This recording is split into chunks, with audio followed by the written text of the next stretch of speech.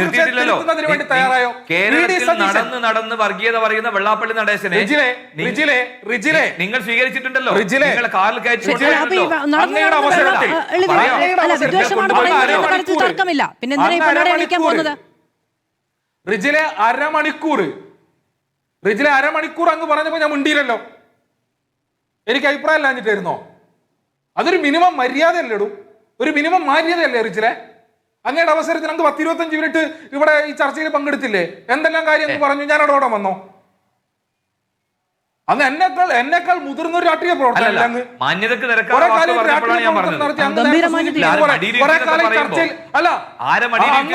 നിരക്കാത്ത എന്തെല്ലാം പറഞ്ഞു ഞാൻ ഇടപെട്ടോ? ഇല്ല. അങ്ങ് തന്നെ സൂചിപ്പിച്ചല്ലോ. ഒരുപാട് കാലമായി അങ്ങ് ചർച്ചയിൽ പങ്കെടുക്കാൻ തുടങ്ങിയിട്ടുണ്ട്. ആ പങ്കെടുക്കുന്ന അങ്ങേക്ക് ഒരു മിനിമം മര്യാദ ഇല്ലേ?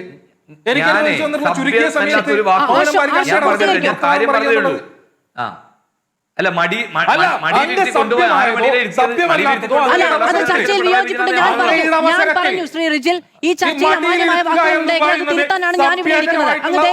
എന്റെ റോളും കൂടി ഏറ്റെടുക്കരുതേ. ഞാനത് തിരുത്തി. കംപ്ലീറ്റ് ചെയ്യൂ. മാന്യത വിട്ട ഒരു വർത്തമാനം ഞാൻ പറഞ്ഞിട്ടില്ല. ഇനി അങ്ങേക്ക് അങ്ങനെ തിരുത്താൻ ഉണ്ടെന്നുണ്ടെങ്കിൽ റിജിലിന്റെ അവസരത്തിൽ തിരുത്ത്. അല്ലാതെ ഞാൻ പറയുന്നതിന്റെ ഇടയ്ക്ക് ഒരു വർത്തമാനം പറയല്ല വേണ്ടത്. പൂർത്തീകരിക്കും. എനിക്ക് മറ്റതിഥികളിലേക്ക് പോകണം. പൂർത്തീകരിക്കും. അപ്പൊ ഈ നിലയിൽ അധികാരത്തിൽ വന്ന ഘട്ടം മുതൽ ഇങ്ങോട്ട് സംഘപരിവാരത്തിന് വിടുപണി ചെയ്യുന്ന നിലയിലേക്ക് കേരളത്തിലെ UDF-ന്റെ ഗവൺമെന്റ് മാറുക. അങ്ങ് നേരത്തെ PM ശ്രീയെ കുറിച്ച് പറഞ്ഞല്ലോ. PM ശ്രീയെ കുറിച്ച് ഇത്ര ആക്ഷേപം ഉണ്ടെങ്കിൽ ഈ പറഞ്ഞ ആ ആക്ഷേപം തിരിച്ചറിയാനുള്ള രാഷ്ട്രീയ കാഴ്ചപ്പാടില്ലാത്ത, ചിന്താശേഷിയില്ലാത്ത, യുക്തിബോധമില്ലാത്ത ആളാണോ UDF-ന്റെ കൺവീനർ? അദ്ദേഹമല്ലേ ഇവിടെ പത്രസമ്മേളനം നടത്തി പറഞ്ഞത് PM ശ്രീ ഞങ്ങൾ നടപ്പാക്കാൻ വേണ്ടി പോകുകയാണ്, സ്കൂളുകൾ ഞങ്ങൾ തീരുമാനിക്കാൻ വേണ്ടി പോകുകയാണ്, അടുത്ത ദിവസങ്ങളിൽ സ്കൂളുകളുടെ ലിസ്റ്റ് ഞങ്ങൾ പബ്ലിഷ് ചെയ്യും. ഇതൊന്നും ഞങ്ങൾ പറഞ്ഞതല്ല ശ്രീ റിജിലെ. ഇതൊക്കെ UDF-ന്റെ കൺവീനർ കേരളത്തിലെ മാധ്യമങ്ങളെ ആകെ വിളിച്ചിരുത്തി പറഞ്ഞിട്ടുള്ള കാര്യമാണ്. ഈ നിലയിലേക്ക് നിങ്ങളുടെ ഗവൺമെന്റ് സംഘപരിവാരത്തോട് സന്ധി ചെയ്ത് ഈ നാടിനകത്ത് ഇടപെട്ടുകൊണ്ടിരിക്കുകയാണ്.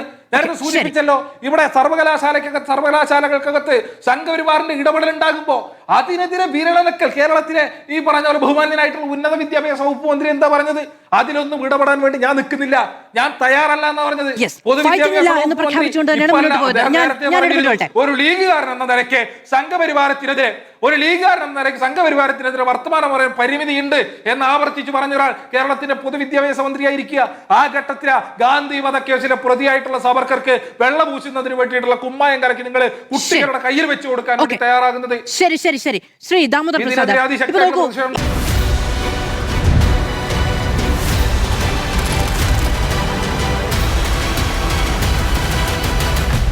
Debate with Madhu Saji.